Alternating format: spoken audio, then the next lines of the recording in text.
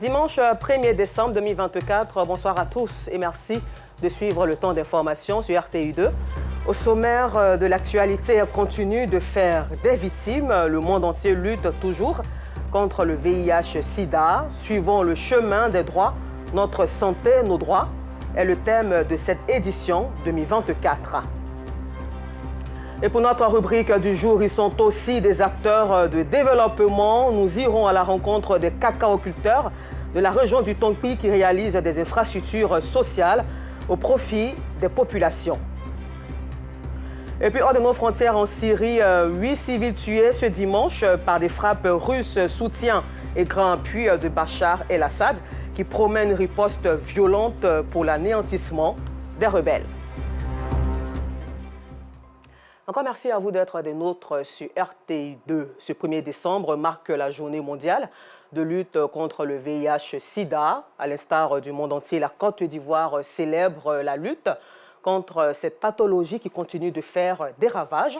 Suivant le chemin des droits, notre santé, nos droits est le thème de cette édition 2024. Le compte-rendu de Georgette Ido Fofana. Selon le Programme national de lutte contre le VIH-Sida, PNLS, en 2023, cette maladie a causé 9 518 décès. Bien que ces chiffres soient alarmants, ils représentent une baisse du taux de mortalité de 71% par rapport à 2010. Le pays a enregistré par ailleurs de nouvelles infections au niveau des adolescents et jeunes femmes âgées de 15 à 24 ans. Pour une frange de la population, la maladie reste encore méconnue par la jeunesse. La maladie existe toujours. On doit se protéger comme ça. La jeunesse, aujourd'hui, se donne beaucoup sans se protéger. C'est ce qui cause le nombre de cas élevé au niveau de la jeunesse. Pour moi, le sida n'existe pas. On ne voit pas maladie. C'est quand le cœur se coupe que peut-être on dit que c'est le sida. Placé sous le thème « Suivons le chemin des droits, notre santé, nos droits », l'Organisation mondiale de la santé veut promouvoir le droit à la santé de tous, mais également réduire la stigmatisation et la discrimination à l'égard du VIH-Sida. C'est un peu décevant de stigmatiser des personnes relativement à leur maladie. Ces personnes qui sont frustrées, qui se sentent stigmatisées, elles ont raison de le faire, de se sentir ainsi, parce que c'est la société même qui favorise ce genre de comportement. Parce qu'on a déjà une appréhension sur les personnes qui sont déjà malades du sida.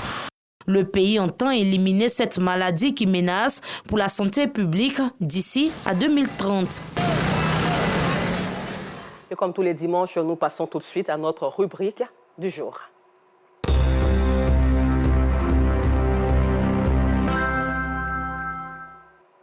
La Côte d'Ivoire, pays premier producteur mondial de cacao, a entrepris des réformes importantes dans la filière depuis 2012. Plus de 10 ans après les retombées de ces réformes récentes dans la vie des producteurs, des coopératives réalisent des infrastructures sociales au bénéfice des populations. Et c'est le cas dans la région du Tongpi. Ces cacaoculteurs devenus agents de développement à l'ouest. C'est un dossier signé Georgette Ido Fofana. Dans les mains, fixe, repos, attention. Il est 7h45, ce jeudi 26 septembre 2024. L'instituteur en charge de la classe de CE2 fait entrer ses élèves en classe dans la discipline.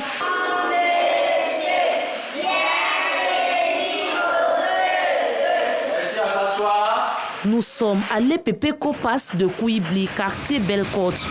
L'école porte le nom de la coopérative Sinikan de Kouibli. Et si ces élèves dégagent une telle énergie, c'est pour exprimer leur joie. Eux qui étaient obligés par le passé de traverser une rivière avec tous les risques pour se rendre à l'école. Cette école est un fruit de la société Copas. Elle a été créée en 2015. On a déjà envoyé 3 promotions au collège. Voilà. Donc par la grâce de Dieu, l'école fonctionne bien. Avant, quand l'école n'existait pas, nos enfants, ils avaient plein de problèmes. L'eau qui est sur la route, ça emporte même les grandes personnes par rapport aux enfants. Nous rendons grâce à Dieu que coopérative Copas est venue nous aider pour construire une grande école. Outre l'investissement dans l'éducation, la coopérative Sinikan de Kouibli a aussi construit entièrement la clôture de l'hôpital général de Kouibli. Un établissement vieux de plus de 60 ans qui ne disposait pas de clôture jusqu'à une date récente. Avant la réalisation de la clôture, les gens traversaient. Voilà. Il n'y avait même pas de sécurité. Voilà. Tout ce qui se passait à l'hôpital, toute la population était déjà au courant. Donc cela demandait à ce qu'on trouve une solution. Et j'ai souhaité, en approchant cette coopérative, en tout cas ils ont mis tout en œuvre pour qu'aujourd'hui, je le dis depuis 2023, nous avons une clôture. Nous mettons le cap sur le village de Takourabli, à 7 km de Kouibli, sur la route qui mène au fleuve Bandamon. Nous partons visiter un centre de santé également construit par la coopérative Sinikan et ses partenaires. Après avoir parcouru 4 km, nous sommes obligés d'abandonner notre véhicule pour parcourir 1 km à pied sur une piste où ne peut circuler ni voiture ni moto. Nous y découvrons un bâtiment flambant neuf à l'effigie de la coopérative Sinikan et de ses partenaires. L'ouverture de ce centre-là, qui a été construit par COPAS, en tout cas, a été un grand soulagement pour la population parce que les populations quittaient vraiment un peu loin pour pouvoir aller jusqu'à Kouibli.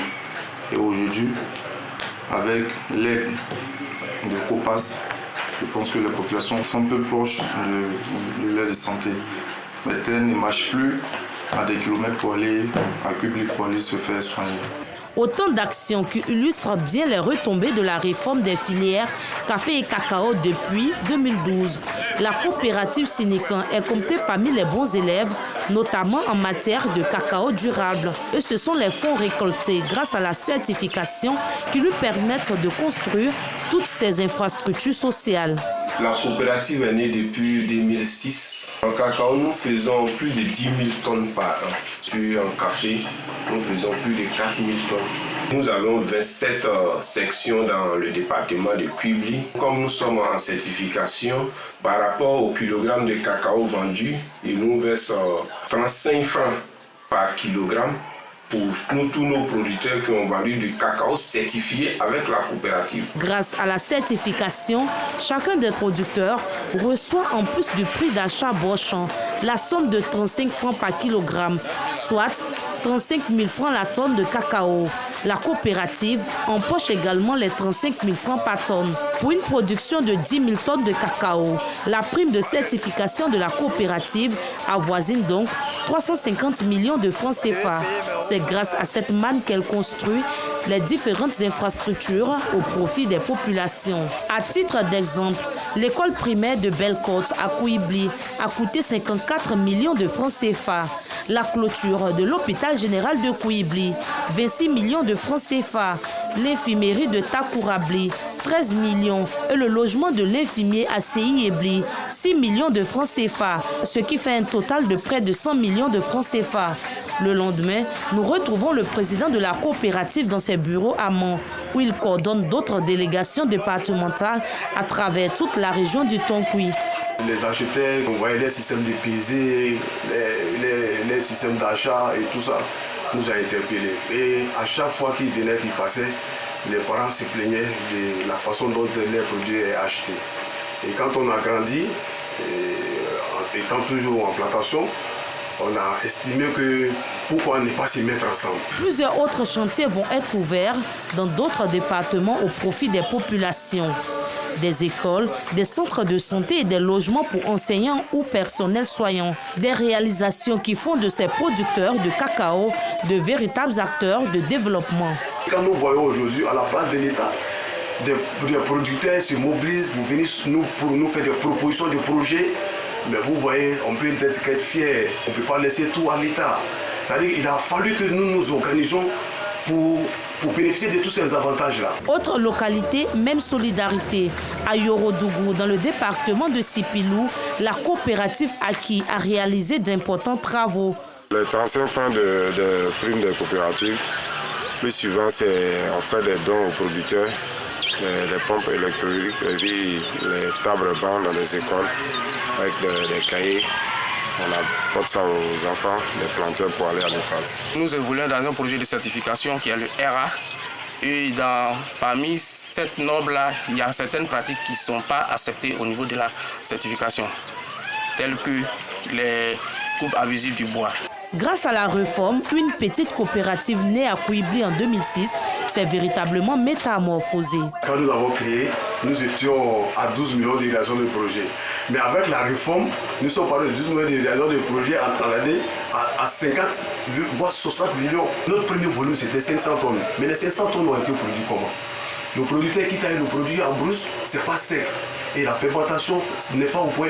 Et c'était à la direction de la coopérative de créer une structure pour améliorer la qualité des produits. Donc pour un changement de remorque, on pouvait pratiquement prendre une semaine pour le faire. Mais avec l'avènement du Conseil Café Cacao, devant nos magasins, vous ne verrez jamais en train de sécher du cacao devant nos magasins. Les produits viennent. Donc en semaine, nous pouvons faire 10 remorques parce que nous recevons du produit déjà prêt à accepter à l'exportation. On a sollicité le Conseil Café Cacao pour nous permettre d'aller à l'export. Et c'est chose faite aujourd'hui. Et j'ai dit merci au Conseil Café Cacao, merci au DG et merci encore à notre partenaire qui nous a donné l'idée d'aller à l'exportation. Pour aider ces coopératives à se professionnaliser, l'OPACI est né il y a quelques années. Il s'agit de l'Association des organisations professionnelles agricoles de Côte d'Ivoire, dirigée par Doua Blondé Obed. L'OPACI est l'Association des organisations professionnelles agricoles de Côte d'Ivoire. Il regroupe à son sein aujourd'hui 340 coopératives. L'itinéraire culturel demandé par le Conseil du Café Cacao est appliqué dans cette plantation. Vous voyez, nous sommes à côté d'un arbre et il y en a nombreux comme ça plantés dans ce champ. C'est cela l'agroforesterie. Les arbres cohabitent aujourd'hui avec les cacaoyers. Grâce au Conseil du Café Cacao aujourd'hui, nous disposons de 4 de planteurs que vous voyez. Il y a plus d'1 million de producteurs en Côte d'Ivoire aujourd'hui qui disposent de cette carte de planteur. Quand vous voyez une carte comme ça veut dire que le planteur a sa plantation géolocalisée et que sa superficie est bien connue, sa potentialité est connue. Après la vente de son cacao, il reçoit l'argent directement à partir de cette carte. Comme on peut le constater, la réforme a positivement impacté la filière cacao. Cependant, d'importants défis restent à relever. Il s'agit notamment de l'état de dégradation des pistes villageoises avec pour conséquence des coûts supplémentaires à la charge des paysans. Courage et honneur à tous ces cacao